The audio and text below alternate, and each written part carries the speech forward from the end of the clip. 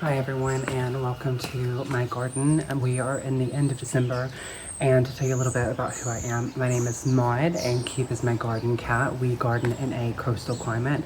We are in December. It's actually pretty warm and there's a bit of mizzle about.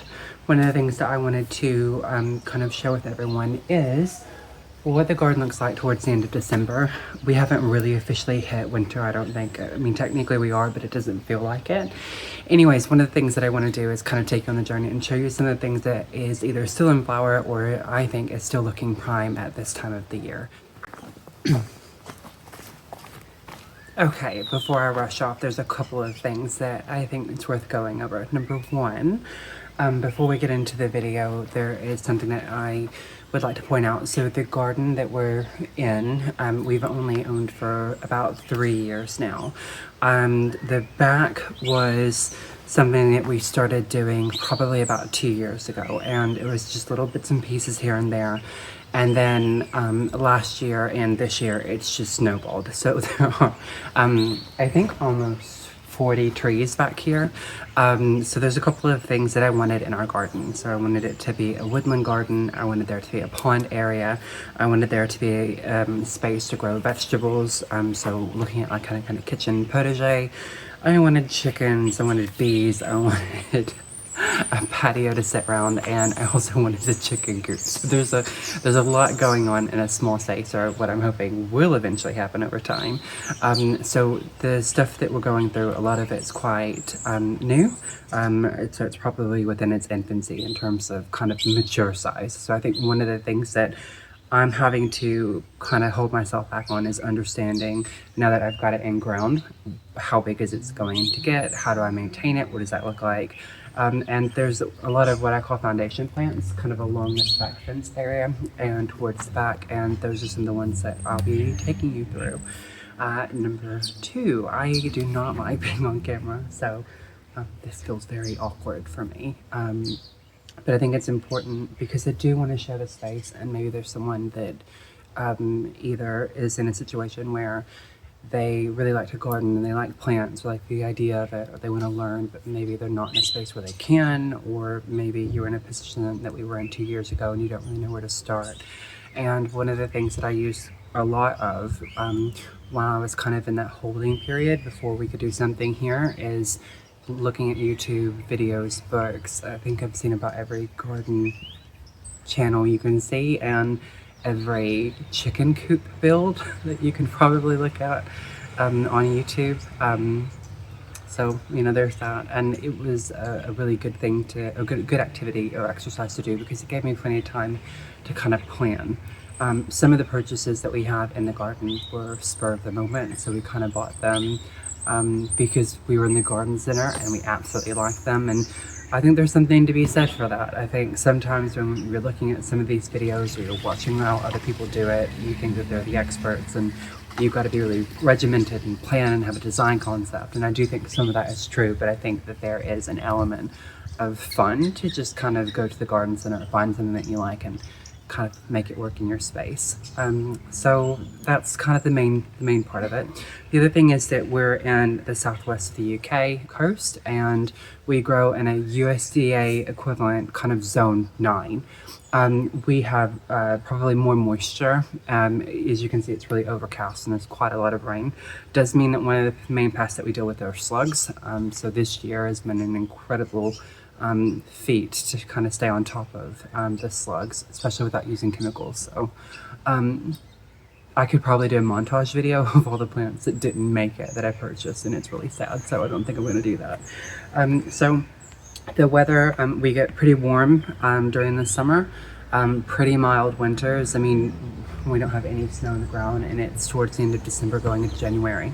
And there's a lot of things that are flowering now that I wouldn't expect to flower, and so that's some of the things that I want to kind of share with you. So I'm going to get back behind the camera because I prefer that, and hopefully you like something in my garden. Oh, and the last thing, Mr. Maude, the husband, he purchased something that I've been wanting for a really long time, because I gotta have noise in the garden, and we've got a harbor bell, and that's out the back.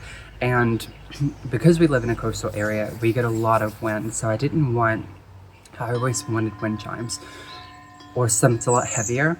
And one of the things, and that stays out all the time, but the other things that we have are the Koshi bells, and there are 4 of them, and they each represent, they each have a different melody, and they each represent an element. So they're really cool. I won't be leaving those out all the time. I'm only just going to be kind of taking them out when I want to be out in the garden. They're quite expensive, and I don't want to damage them, so I want them to last as long as possible. Oh, and also there are some messy corners in the garden. I've got projects that are coming, but there's 5 areas, all of it that isn't finished. I've got the pond area that's kind of semi-dug out. I've got the footings for the raised bed area. I'm waiting for a drier weather for me to be able to build that and put those in. Something that I want to do on my own. And I've also got a space for a greenhouse, which is going to be a long time coming. But I've just covered over because I don't want to deal with grass, and chicken coop. And I know I said earlier that it's important to not have a too regimented of a plan that you can't grow and try new things, but it is also important to have a general idea of some of the things that you want. And I did a kind of a schematic plan. So I kind of blocked off, I wanted the 5 key areas, and I blocked those off, and maybe I'll show you what that looks like. And that allowed me to zone so that I didn't have to wait 1,000 years before I could do something.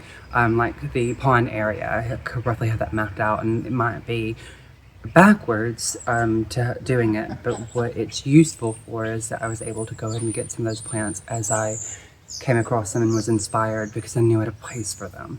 I think that's everything that I want to say today in front of the camera, so I'm gonna get behind the camera. Oh, okay, it feels better to be behind the camera. So there are a couple of things that I wanted to kind of walk through and just basically show you what everything's looking like in December, so that you can kind of see what we're dealing with. There's Keith. Hey, kitty. So there's a couple of things. So to start with, very obviously the fences, at some point we would like to have those redone. Probably would have been wise to do them first before you put all the planting, but something that's gonna have to happen. So the area that I'm standing is kind of right off the back kind of kitchen area, and at some point I would like this area to be just kind of paved with a seating table or a small sofa, just to kind of, and maybe a type of cover, because we get a lot of rain, just that way I can sit outside all the time. I mean, why did I buy a house? I could have just lived in a tent. In this area, I have a temporary bed that I made with a leftover pallet. At some point, I want to do a brick stone kind of raised bed. And in this, I've got a really odd combination of bamboo and strawberries. So I have some small alpine strawberries in the front. There's a little hedge of them. They're still fruiting now, and we're at the end of December.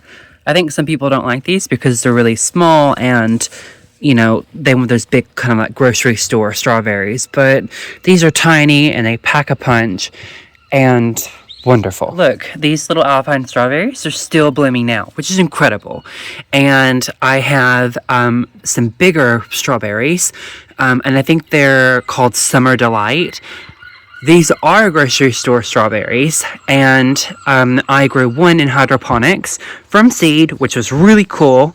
The germination rate was really low, which was interesting, probably because I didn't have the seeds cleaned off very much, and there was some bacteria that probably prevented germination. I think there's one that's coming up in the hydroponics now, and it's growing with some hostas, because that's the other thing I'm trying, because we have so many slugs. I don't think I could buy hostas in good faith and put them out, but if I can grow them by seed, then, well, if the slugs eat them, who cares? Anyway, so this strawberry already has pups. There's 1, 2, 3, 4, 5, 6. I planted these in November. It's all attached to the same plant. I had to get it out of the hydroponics because it's a beast. So that was fun. So this bed, long term, I've got some clumping bamboo. This is Phyllostochus nigra, I think. So this is the black kind. This is a really interesting variety. This can be quite expensive in the garden center. But what's interesting about it is that the canes don't turn black until they're like 2 or 3 years old. And this was one clump that we bought at the garden center. It was on sale. It was one of the things that was always on the list. And I divided it in two, and then I've got it in pots in the ground. And it's taken a while for them to really take off. But I have noticed a little bit more kind of growth and greenery, so maybe they're just something slowly bedding in. And then I also have another clumping bamboo here in the middle, and this one cannot remember the name. I want to say it's Asian Wonder, and this should have kind of maroony rainbow colored canes, so that'll be interesting to see what that fills up. And then just kind of shade, maybe some begonias or something like that long term. And the idea is that you're sitting here and you're looking out, and there's a pond and a small creek that you can see. I've partially dug this out, not because I have poor attention span, which I kind of do, but this is because I was buying some plants I knew were going to go around the pond area, and I really wanted to kind of burn them up a bit more, and so I really needed to use the soil, and I did. So that's why that's partly finished. But it is interesting because it does give me an idea of what it looks like and a little bit of motivation to keep the faith. So there's a couple of things that I'm really excited about, and I'm probably going to show them through some other clips in this video. But I have this Edgeworthia chrysantha. So you can see it's dropped all of its leaves. This is sometimes referred to as paper bush because monks used to use it for paper. So this is a kind of small shrub tree. And if you have Edgeworthia chrysantha, so there's a couple varieties, but this is the bigger one. It'd be really interesting to know if you prune yours to encourage more flowering, because the way that I'm seeing it is that each branch has a flower. Some of them have two, but most of them only have one. Here's one that has three.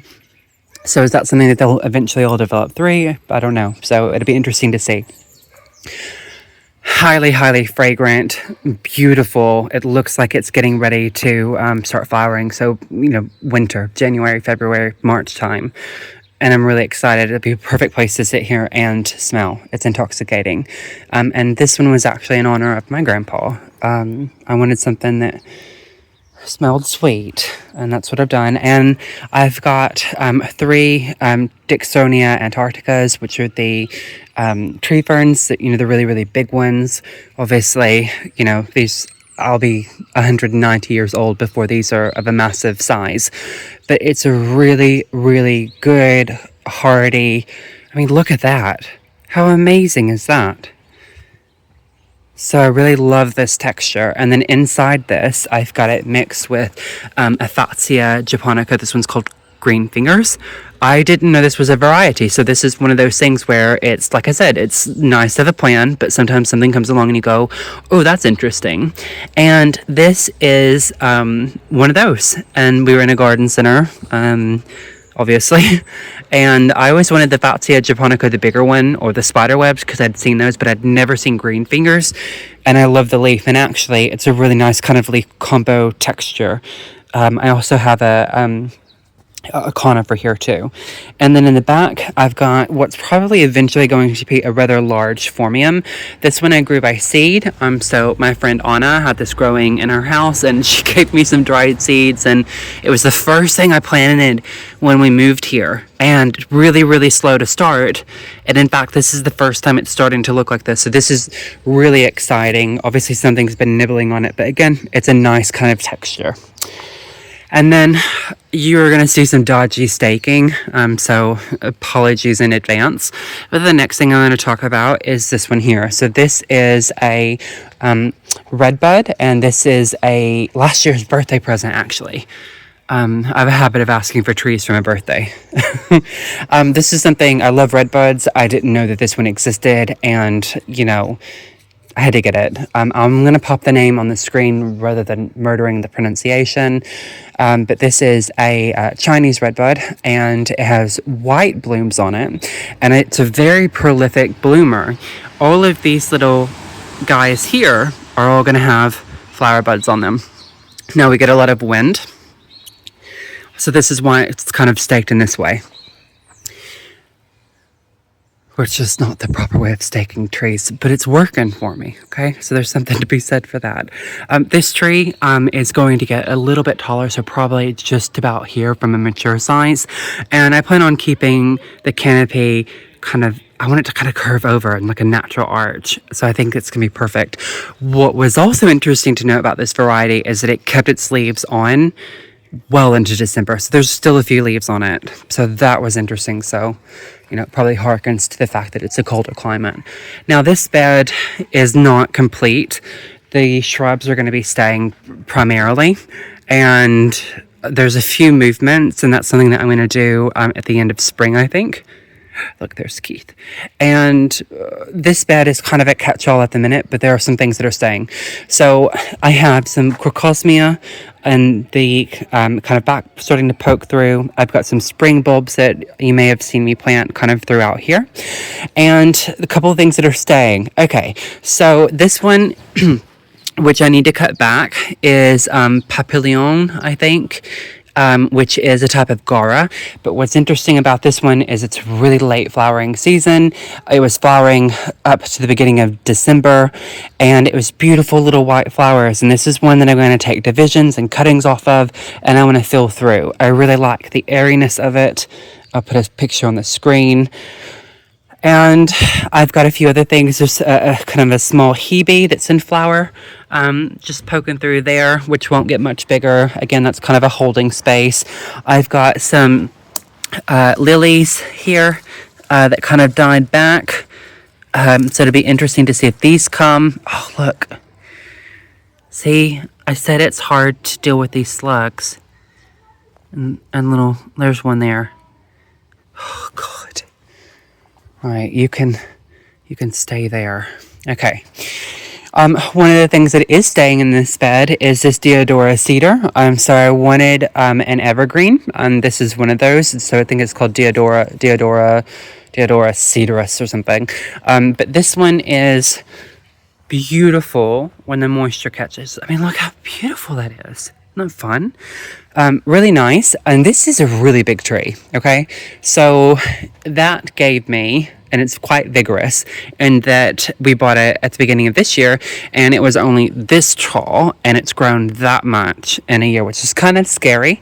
But I plan on keeping it in some sort of kind of topiary bonsai. I've got it trained in this kind of bent zigzag kind of shape.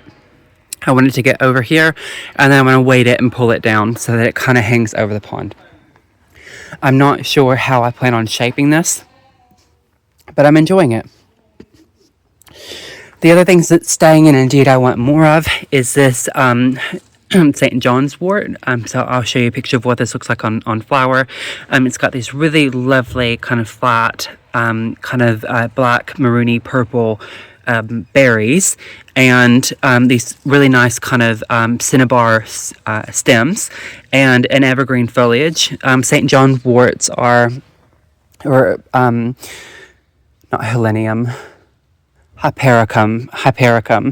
Hypericum is really good in our area. It grows kind of everywhere. I've got some that are really easy to propagate too. I've got some in the front garden that I just cut and stuck in the ground, and they started growing. So that was fun.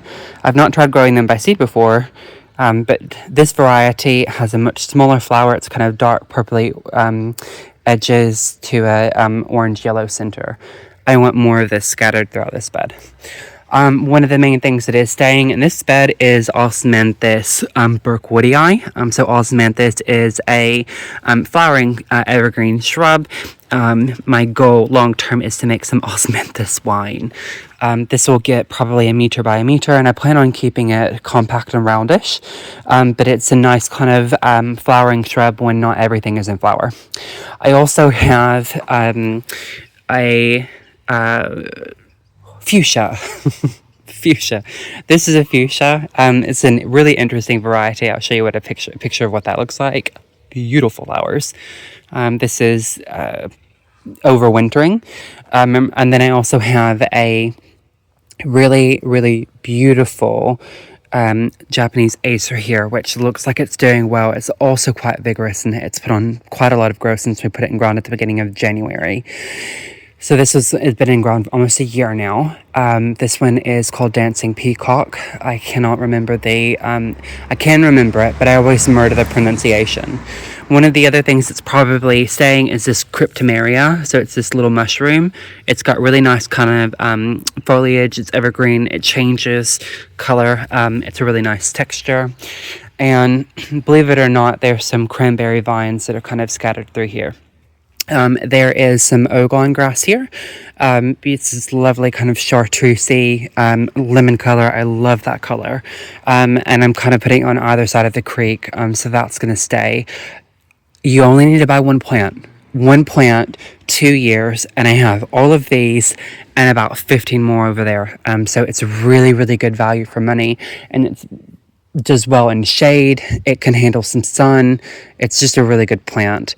So that's everything that's kind of staying around this.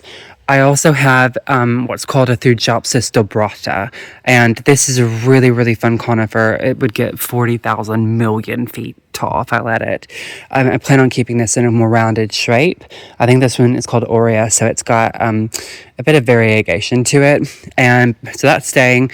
Behind that, I have a Chamaecyparis Pembury Blue.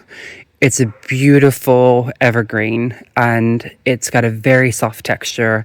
It's conical in shape. Again, it'll get quite tall, and this one could get quite wide, but I'm going to keep it pruned in a tighter conical shape.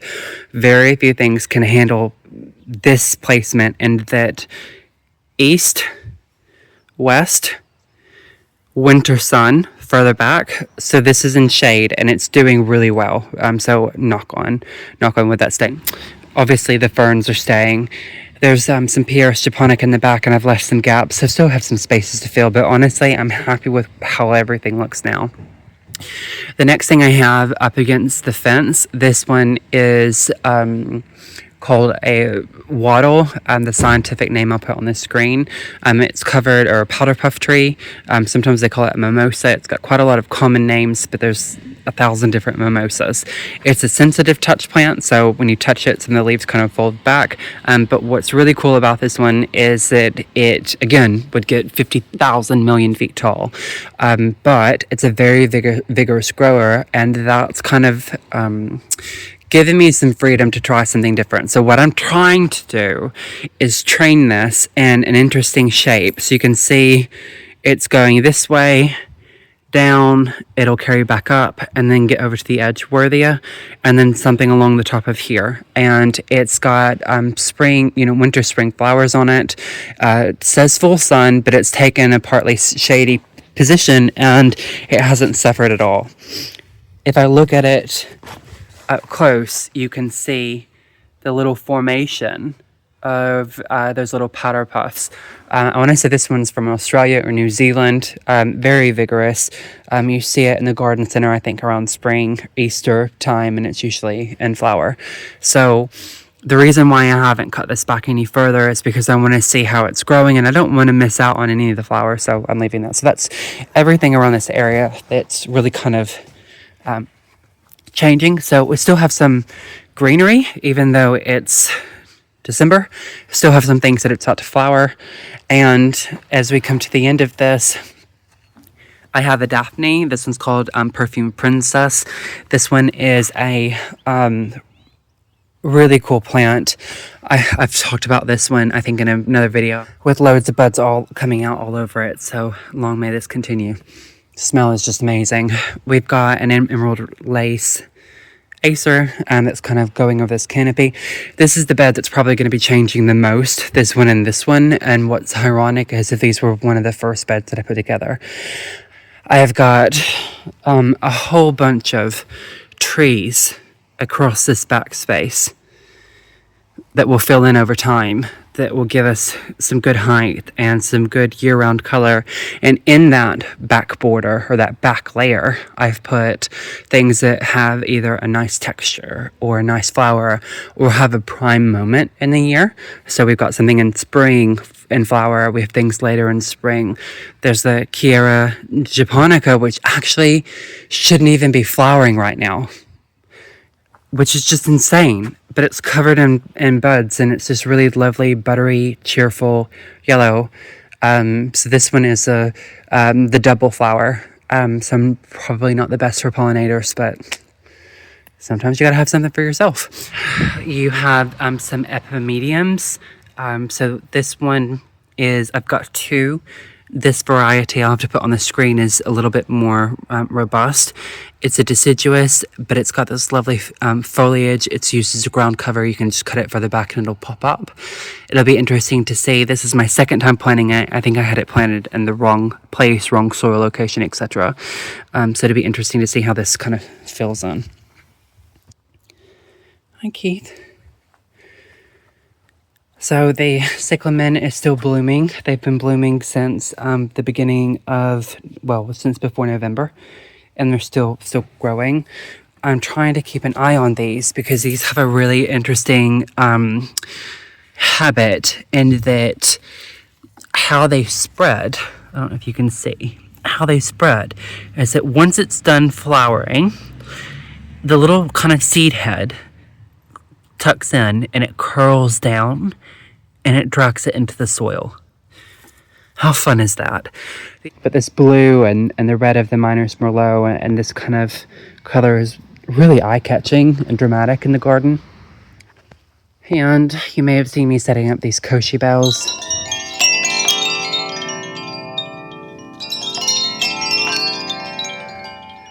Typical when I get them and I set them up. This will be the first time we don't have any wind. There's a couple of other things that are in this bed that I am going to keep. I want to change this pathway. I want something more substantial. So I think I'm going to have to work on that. There is what should be a Mugo pine. This one's called Gnome. You can see, look, so let's look at the difference here, okay? This was labeled the same thing. I have no idea what it is. It's massive.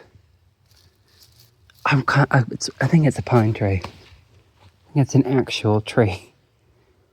If you know what that is, let me know. Same pot, same container, same label. Completely different growth habit. If it gets bigger, I think I'm going to move it. This little chemiciferous here, this one's staying, so this one's called Nicole. This gets up to a meter and stays conical. It has a blue lime green color to it, so that's staying. I have a Taxodium distichum, which is a bald cypress. So this one is cascading. I think it's called Green Cascade. I'm going to let it get a little bit taller and then, kind of keep it relatively in check. It is a conifer, but it loses its leaves. And starts over. There's a few things that are in here that I want to kind of move. Debating on moving this, but it's doing so well, so I'm tempted to leave it. Even though this one, I think it's some type of picea. This only grows 1 centimeter a year.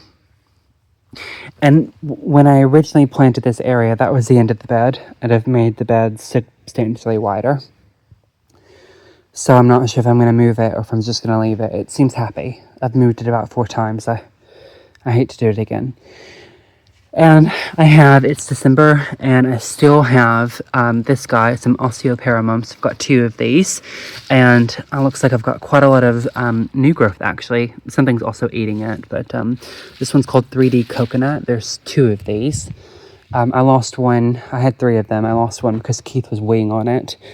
Beautiful, lovely, white kind of color. So this is a really good one to kind of use. And I also have some Carexes. I didn't like these at first. I loved these at first when I saw them. And then I put them in the ground. And I'm like, they just look dead all the time. And it's only 2 years later that I'm really starting to like them. Look at this vivid kind of bright orange new growth. I've got 3 of those. Those are staying. There's some spirea in here. She's going down. This is what this looks like. I've got a few perennials. This is mostly what I want to see. These 2 beds get the most sun. So to me, they should be kind of prime space for those kind of really showy perennial flowers. So I have some perennials that are kind of down on the ground, sleeping. I'm really excited to see how full this is going to look this year, coming in 2025. And the other reason why I like it is Keith clearly likes a grass path. He likes to skip through it. There's a couple of tasks. So apart from redefining some of these shrubs, I think winter's a perfect time to sit down and redefine some of the shrubs that you have, reassess their mature height. If you don't have it in the right place, end of spring, you can kind of move it along. So there's a few shrub placements, and there are some blueberry bushes that I want to kind of move somewhere else and then kind of redistribute this space. This bed's more or less finished. I've got some things that I'm just really waiting to kind of fill in. This bed I talked about in our last video, a few things that I want to change. So that you can see that we're in the middle of December, but actually there's still quite a lot of color and interest in berries and flowers. And that was the mission. On my last video, I forgot the name of this one, and I had it. This is Pinus sylvestris fastigata, which means it's a pine that grows in a nice kind of tall shape. I've got some plants and ferns that are filling in slowly in this back space. Hopefully I'll have enough plants in it that Keith stops using it as a litter box. And I've got this area back here that I want to set up as a mushroom growing area. And then obviously there is a bug hotel in the corner that we made out of some scrap wood and materials that we pulled out of the house when we were doing a bit of kind of redecorating. There's Keith at it again.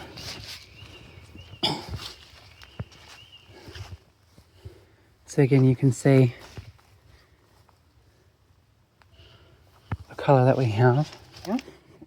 This is where the kitchen potager is. This area is probably about